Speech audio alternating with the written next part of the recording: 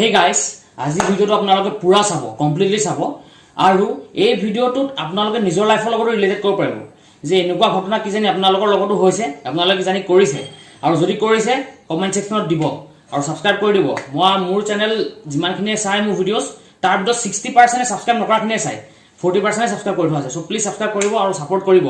Thank you. ঐ কি বলিয়া নিচিনাকে হাঁহি আছ তই?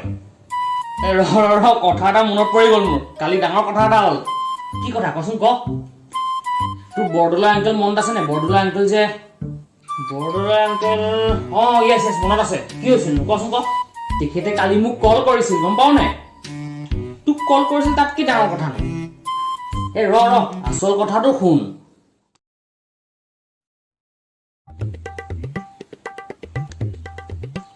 হেল্ল' হেল্ল' শৰ্মা আংকেল, মই কেলভিনেহে কৈছো। বেটা তুমি ফোনটো পাপাক দিয়া আকৌ। আংকেল পাপা বিজি হৈ আছে, নোৱাৰে আপোনাৰ লগত কথা পাতিব। হয় নেকি? ঠিক আছে বাৰু, তুমি মাক দেচোন। মা আছে নে? মাক দেচোন ফোনটো। আংকেল মাও বিজি হৈ আছে, মাও নোৱাৰে আপোনাৰ লগত কথা পাতিব। ঘৰত কোনোবা ডাঙৰ মানুহ আছে নাই? যোনে আছে তেখেতকে দিয়া না। আছে আংকেল আছে, পুলিচ আংকেল আছে আমাৰ ঘৰত। অকে তুমি পুলিচকে দিয়া। পুলিচ আছে না ঘৰত? পুলিচকে দিয়া তুমি।